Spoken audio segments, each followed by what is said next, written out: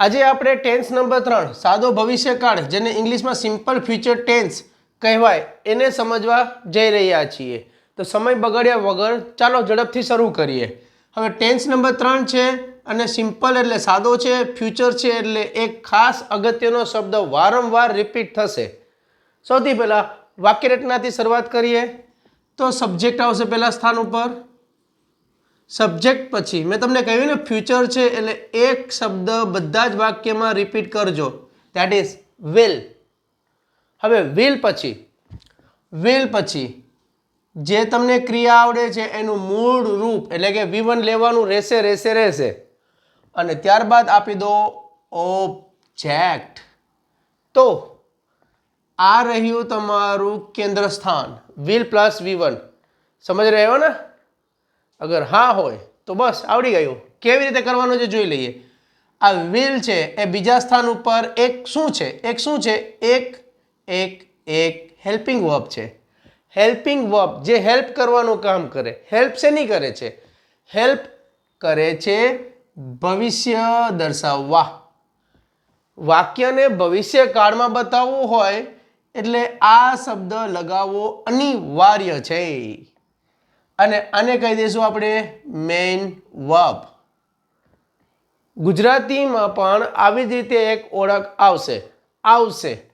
આ વિલ હોય એટલે હંમેશા સ આવે.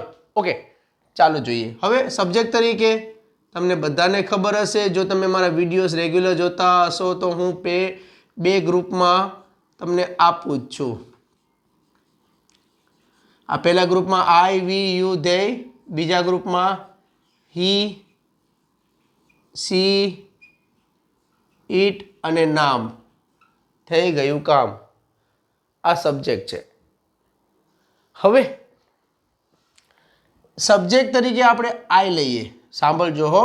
તો સબ્જેક્ટ તરીકે પહેલા સ્થાન ઉપર મૂક્યું આઈ પછી હાલમાં વાપરીએ આપણે વિલ.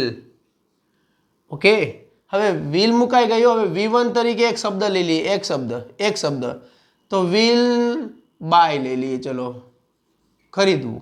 સમજો છો ને? વિલ બાય, ખરીદવું. હવે ખરીદવું એ એક ક્રિયા છે. ખરીદવું એક પ્રકારની ક્રિયા છે જેનો અંશ અથવા મતલબ અથવા એનો મિનિંગ નીકળે છે ખરીદવાનું કાર્ય. ઓકે, હવે laptop. I will buy a laptop. વાક્યમાં પૂર્ણ વિરામ આપી દીધું. અહીંયા જુઓ, વિલ બાય. લેપટોપ આપણું ઓબ્જેક્ટ છે. આઈ એટલે હું. લેપટોપનું લેપટોપ જ રાખશું. હવે ખરીદવું અને વિલ બાય એટલે ખરીદીશ. આ સ આવી ગયો. બસ. જે વાક્યનો છેડો તમને સ આપે એ સાદો ભવિષ્યકાળ. એક્ઝામ્પલ તરીકે હું લેપટોપ ખરીદીશ, હું કોમ્પ્યુટર શીખીશ, હું બહાર ગામ જઈશ, હું મૂવી જોઈશ, હું બહારથી આવીશ. સરનાઈનો સ આવે એટલે સાદો ભવિષ્યકાળ. ક્લિયર થાય છે? સમજો. શું આપણે કરીએ નક્કી? તો જ્યાં હોય વિલ ત્યાં હોય સ. વિલ હોય ત્યાં હોય સ. વિલ હોય ત્યાં હોય સ. તો હવે યાદી બનાવો એવા કાર્યોની જેમાં તમે સ લાવી શકતા હો. એટલે સ આવે તો સ સાથે જ ક્રિયા જોડાયેલી હશે ને હશે. અને જો ક્રિયા હોય તો અહીંયા V1 લાગી જાય વિલની બાજુમાં. એક્ઝામ્પલથી સમજીએ. અંગ્રેજીમાં જ બનાવીએ. વી પછી વિલ. વેકેશન છે તો play. We will play cricket. Cricket કર્મ છે, પ્લે એટલે રમવું એ ક્રિયા છે. વિલ લાગ્યું એટલે સ નીકળશે તો વી એટલે અમે થશે. અમે ક્રિકેટનું ક્રિકેટ. વિલ પ્લે એટલે રમશું. જુઓ, ક્રિયામાં સ લાગી ગયો છે. Is it clear? Are you understanding? તમારે કામ કરવાનું છે. જો સમજમાં આવતું હોય તો વિલ અને પ્લે, અહીંયા પ્લેની જગ્યાએ બીજી કોઈ ક્રિયા મૂકીને વાક્ય બનાવી ખાતરી ખરાઈ કરવી પડશે. ચલો હવે અહીંયાથી આગળ વધીએ. હવે નકાર બનાવીએ. નકાર બનાવવા માટે વિલ પછી નોટ લગાડી દો. વિલ પછી નોટ લગાડી દો. Will note. બસ વિલ પછી નોટ લગાડી દો. ઓટોમેટિક આને ધક્કો લાગી જશે પાછળ. વિલ અને પ્લેની વચ્ચે નોટ મૂકી દો. ઘણી જગ્યાએ વિલ નોટનું આવું સ્પેલિંગ વપરાય છે, વોન્ટ. WONT. તો બંને એક જ છે. હવે આ બંને વાક્યને ચેન્જ કરીએ તો વીનું વી, વિલનું વિલ,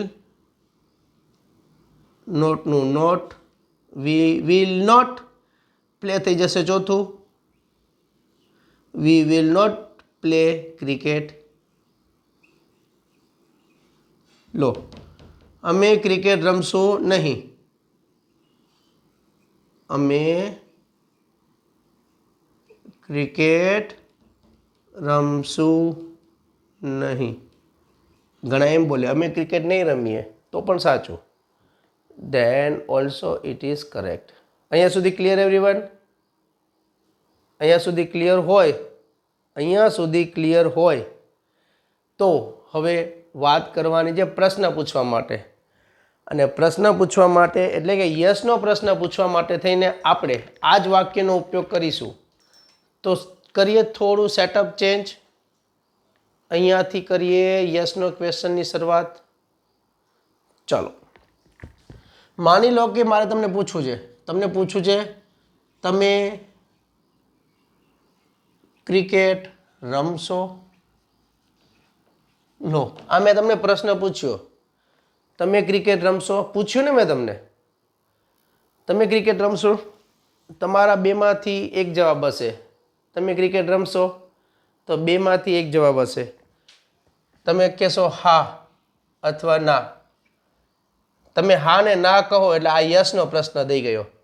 હકાર જોયું, નકાર જોયું, હકાર જોયું, નકાર જોયું. હકાર આવડે એટલે નકાર આવડે.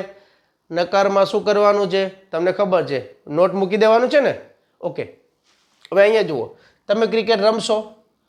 તમે અહીં જોઈ શકો છો પ્રશ્ન છે અને જવાબ પણ મળે છે. તો આ પ્રશ્ન ચિહ્ન હોય ને તો આનું શું છે, વિલ. વિલને આગળ મૂકી દો. વિલ આગળ મૂકી દીધું, વિલ. હવે આ છેડે આવો, તમે એટલે યુ. Will you. બસ જોડી દો. પ્લેનું પ્લે, ક્રિકેટનું ક્રિકેટ. પ્રેક્ટિસ કરવી પડે ડિયર મેમ્બર્સ. જો તમે વિડીયો જોતો હો તો પ્રેક્ટિસ કરજો. આ એક રિક્વેસ્ટ એડવાઇસ છે. હવે હા પાડીએ તો તમે એમ કહેજો યસ. હા પાડો તો યસ આઈ વિલ લગાડી દો. યસ આઈ વિલ, પૂર્ણ વિરામ. ના પાડતા હો તો નો આઈ વિલ નોટ. આ વિલ નોટને તમે વોન્ટ પણ કહી શકો છો. ક્લિયર થઈ રહ્યું છે?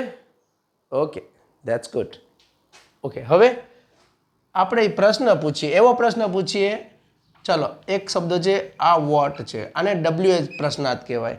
આ યસનો પ્રશ્ન કહેવાય, આ WH પ્રશ્ન કહેવાય. આ યસનો પ્રશ્ન છે, આ WH પ્રશ્ન છે. WH પ્રશ્નમાં કાંઈ નહીં, તમે સિલેક્ટ કર્યું વોટ કર્યું ને વોટ પછી મૂકી દો વિલ. વિલનું વિલ, યુનું યુ, પ્લેનું play. What will you play?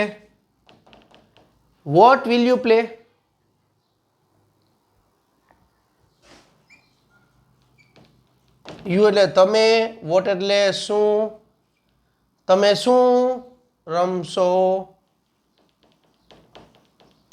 તો પેલું જ વાક્ય આવ્યું હતું I will, we will play cricket. હજી એક WH બનાવી નાખીએ તો આને ઓળખો છો તમે? વેન. હા, વેન એટલે ક્યારે થાય. ઓકે, તમે રમશો, શું રમશો? ક્રિકેટ. ક્યારે રમશો? સો આવ્યું, સો આવ્યું, સો આવ્યું, સો આવ્યું, સો આવ્યું એટલે વિલ આવશે. સમય ટાઈમ પૂછવો છે એટલે when will you play cricket. આમાં ક્રિકેટ લાગશે, ઓમાં ક્રિકેટ ન લાગે વોટવાળા વાક્યમાં. ચાલો, when will you play cricket? તમે ક્યારે ક્રિકેટ રમશો? લો, હવે જુઓ, બ્લુ પ્રિન્ટ આપી દીધી. બ્લુ પ્રિન્ટ તમને આપી દીધી ને બ્લુ પ્રિન્ટ. એક આ રહી, બે ભાગમાં છે, ફર્સ્ટ પાર્ટ અને આ રહ્યો આપણો સેકન્ડ પાર્ટ, અને બંને એક જ વિડીયોમાં છે. બ્લુ પ્રિન્ટ તમારી સામે છે. પ્રેક્ટિસ કરવા હો તૈયાર તો થઈ જજો, હું આપીશ તમને ગાઈડન્સ. વિડીયો ક્યાંથી જુઓ છો અવશ્ય જણાવજો. વિડીયો થોડોક લેન્ધી છે પણ ક્યાંય તમારો વધારાનો ટાઈમ મેં લીધો નથી, તો કાંઈ પણ સજેશન હોય અવશ્ય જણાવજો. આઈ વિલ હેલ્પ યુ, હું મદદ કરીશ. Thank you. જય હિન્દ.